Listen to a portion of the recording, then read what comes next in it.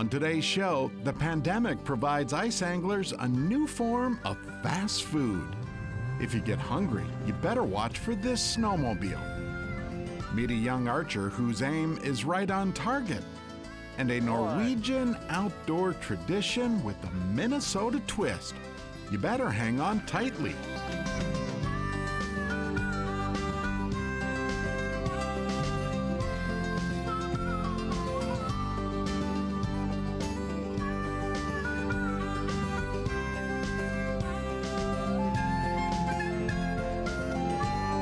Minnesota Bound, presented by Connecticut Water Treatment Systems. Hi everybody, Bill and I welcome you to Minnesota Bound. No doubt the pandemic has challenged a good chunk of Minnesota businesses. Exactly why one local restaurant had a little bit of innovation on ice. Ron Shera has the story.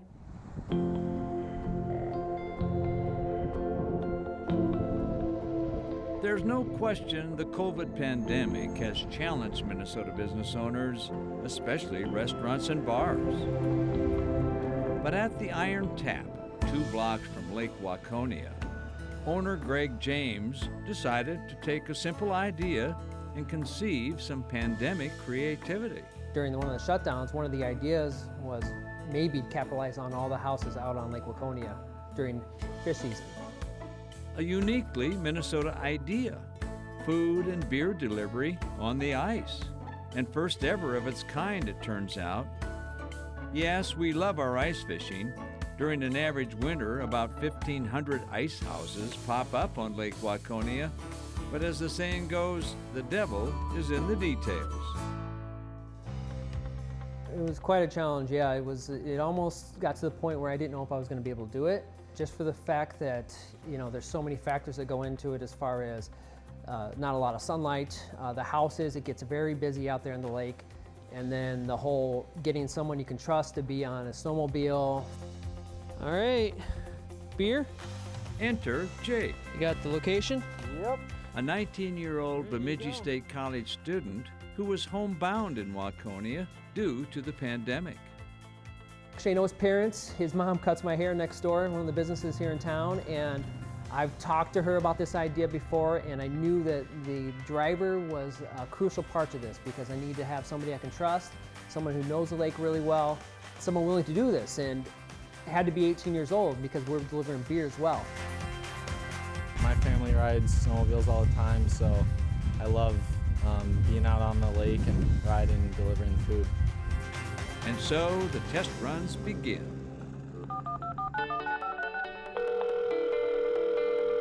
Thanks for calling Iron Tap. Can I help you? Yeah, do you guys deliver to the ice? Yes, we do. What time are you thinking? I'm gonna be out there at 3 o'clock. And do you have about a location on the lake where you're located, or are you in a bay? Wagner's Bay. Wagner's Bay, perfect. Once we get the food, got a backpack, all the heat in there circulates, and we're out there in about 5 to 10 minutes. All right, got an order for Matt Johnson, who's on the bay.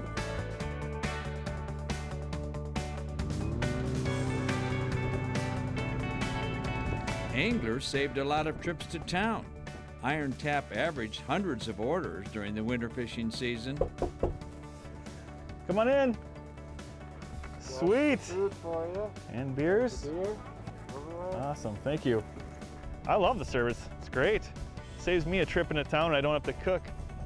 Your food for you. Oh, excellent. Have a good rest of your day. Thanks a lot, you too. Yeah. But the Iron Tap team didn't stop there. They had something special, and they knew it. Iron Tap, this is Trisha. Oh, hi, is this Flo? No, this is Trisha. How can I help you? Okay, Flo, I'd like to order 2 walleye sandwiches and 4 of the finest beers you've got. We've done several of these videos during the pandemic, and from the beginning we try to think outside the box. So that's why we're doing these videos, to touch, you know, the social media base and people here in Waconia. Hey, I got beers and 2 walleye sandwiches for a Lloyd. Hey, Steven! The best thing about this video is it took off, got over around 75,000 views. And I had people messaging me from Alaska, from Michigan, all over the US saying, hey, where are you guys located? Not that we could deliver to them, but it touched those areas somehow, some way. Just shows that creative delivery service on ice is not just a Minnesota thing. I wonder how they're biting.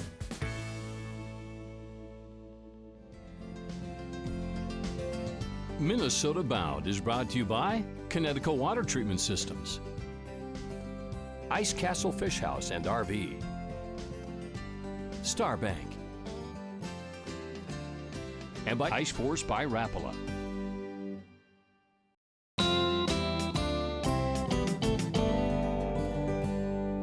Thousands of kids participate in Minnesota's School Archery League, and one young archer has quite the story to tell.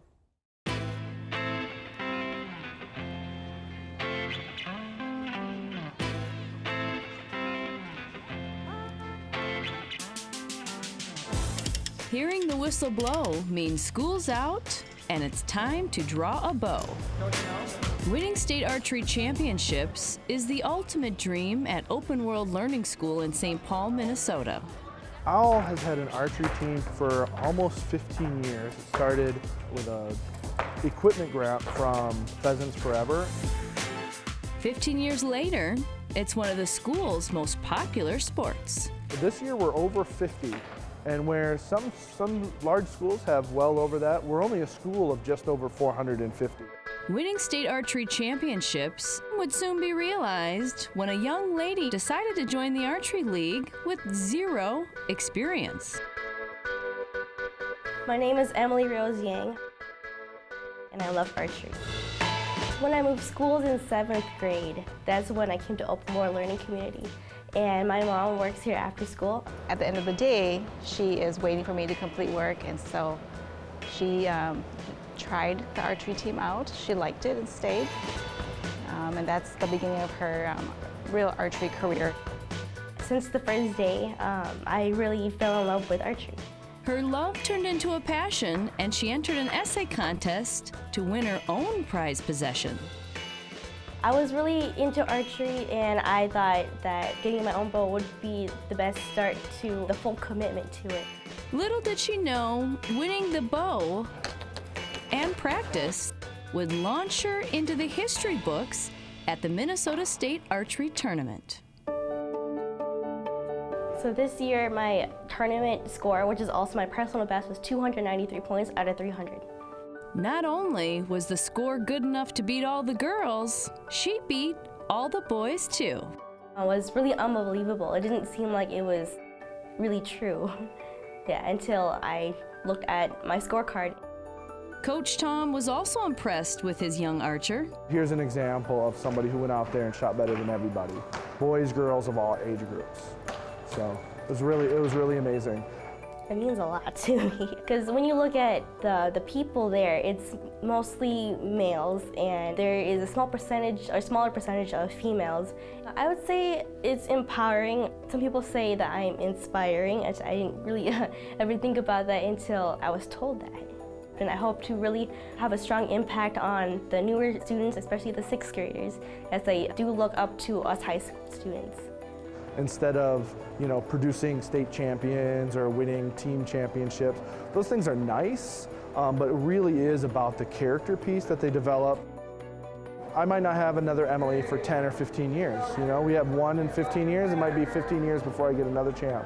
But I can get 30 kids who leave the program knowing that they tried hard at something and got better, and feel more confident and understand that can be the same in any field that they try to follow.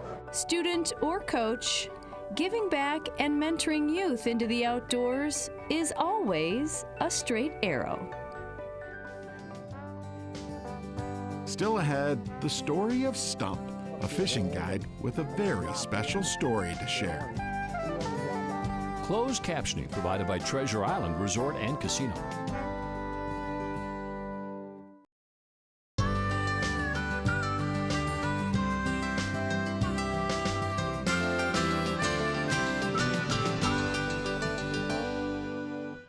Fish long enough and you will meet all kinds of fishing guides. But as Travis Frank explains, there is only one Stump. In Clark, South Dakota, jumbo perch create ice fishing legends. The town's largest stands a mere 4 feet 5 inches tall. Locals know Brian Wilkins by the fish he catches and his contagious character. You know, I tell everybody the same thing. He's the smallest guy you'll ever meet with the biggest heart. He's the friendly ice fisherman with an unforgettable nickname. You want to use my fish for a picture too, Stump? I'll rip a 27 like I did that night on Indian. He goes by Stump. You know, a lot of guys are afraid to call him Stump, but that's what he likes and that's his name, and he's a good guy. Stump is what I go by. It's all Stump. On the ice, he has yet another title. South Dakota Fish Finder. Given to him by local fishing guide Ryan Souter, his best friend. Then we're off. You know, I got my transducer right here. I just pull up to a hole and I just drop it in, you know, and see what we got down there. Stump needs Ryan to drill his holes, so he found a way to give back. Once I find them, you know, I'll cough really loud. You never know. Sometimes you come out here and drill one hole and they're there.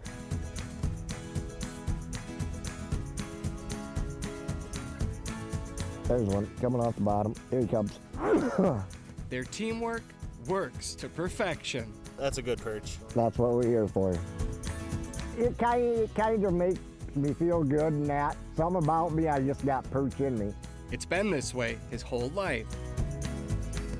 I think there's a lot of skill involved too, but if a fish comes under that guy, he's gonna catch it. I think we're on the move again. South Dakota's fish finder never stops moving. That was until the day he couldn't move at all. On December 23, 2017, a disc in Brian's back ruptured, an effect caused from a degenerative condition he's battled his entire life. I'm not sure the medical term, but you know, a fragment of it hit his spinal cord, and then now he's paralyzed from the chest down. Brian spent that winter in a hospital rehab. It was tough seeing him going through that. And yet, he kept his smile. It kind of makes you think like, well, you know, life's too short. Let's make the best of it when we got it.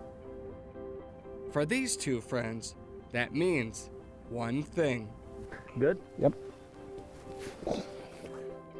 You know, he can't walk, but he can still fish. Good right there, you think? Yeah.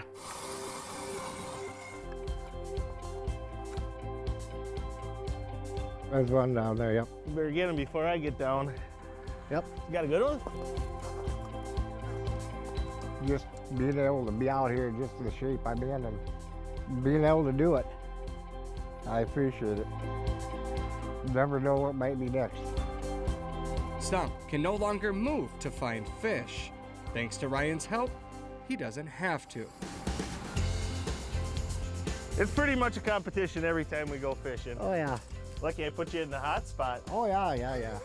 Oh, yeah, me and him always battle. Yeah, we enjoy fishing, and you know, the friendship that we get to enjoy doing what we love to do together, and you know, it just makes us that much better friends. A friendship forged on ice, as golden as the fish they both love to chase. All right, the main man. Yeah, here he comes. You called it. I got my work cut out for me today. He can give me a hard time, I can give him a hard time, and at the end of the day, we're still best friends. This is the South Dakota Gold. Beautiful. These friends had no way of knowing this day would be Brian's last on the ice. His health took one final turn. Brian Wilkins passed away at the age of 49. In a small South Dakota town, his legend lives on. The man that casted the smallest shadow, who had the biggest heart.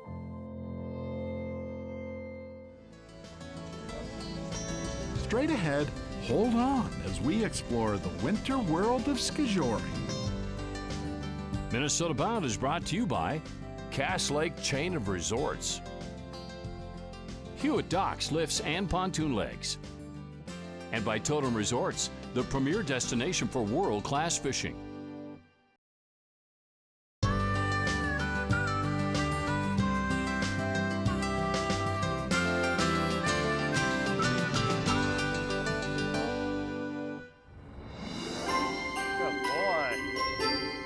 Skijouring is derived from a Norwegian word that translates to ski driving, using animals and skis as a means of transportation. And it's no surprise, based on our Scandinavian heritage, here in Minnesota, it's become a very popular sport. But how do you get started? Well, I'm here to take a lesson from a national champion, and I even brought my own sled dog. You ready, Bacon? Yes.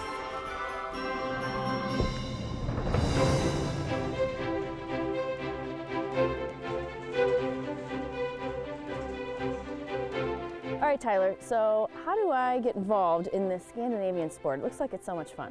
It is. The first thing that you're going to need is a dog, because we're Skjouring today, which is being pulled on your cross-country skis by a dog. Where do you want to skijour? Because I'm assuming you want some groomed trails if you're going to have success, right? That's right. You definitely want to have a groomed trail, but you can't go on every groomed trail. Three Rivers Park District has a handful of trails. If you want to call ahead, make sure that it's okay that you have a dog on the trail. Do you need a license requirement for your dog? You should, depending on what city you are in. No, you want to look that up. Yep. I'm ready. So what do I need? What equipment do I need? You know, pretty much whatever a skier would need to go out and ski on their own, that's what you're going to need on you. And then the apparatus to connect the dog to the skier. Okay. Okay, so we've got harnesses that we'll put on. The padded belt is going to go around your waist, and then you can step into the other loops, and then it just clips up front.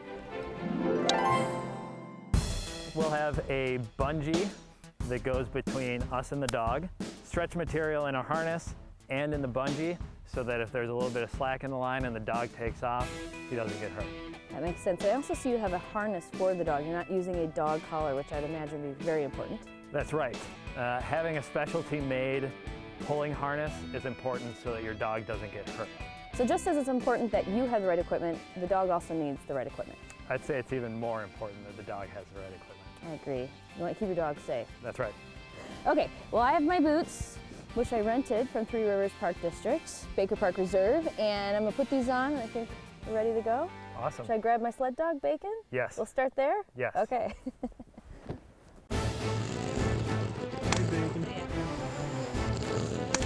Go.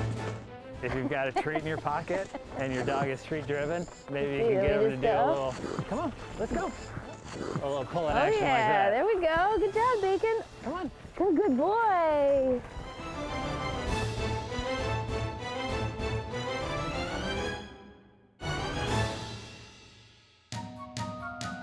Well, I don't think Bacon has enough horsepower, I mean dog power, so we're going to turn it up a notch. Who's our national champion we have with us? This is my dog, Buddy. Buddy, he's ready to go. He is.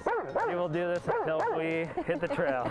I think he's going to be a little faster than Bacon. He's ready to go. Since you're new to the sport, we've got a tether on you and a tether on me, and obviously Buddy's ready to go. So before you start off on skis, I'd say go out on your daily walks. Teach him the commands to go, to slow down, to stop. Buddy, you ready? I think he's ready. He's telling us, let's go. Ready, buddy? Okay, let's go. Here we go. Up, up, up. Up, up, up. Up, up, up.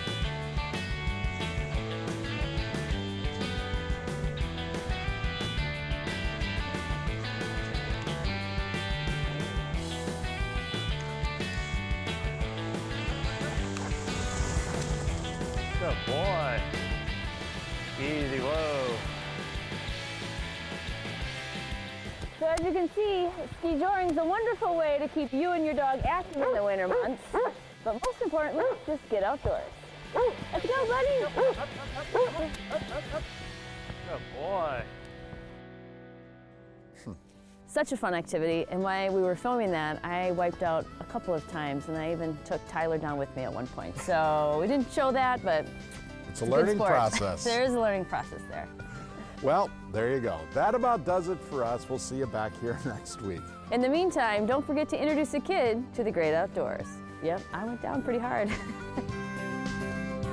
Transportation provided by Premier Transportation. Call 1-800-899-7433.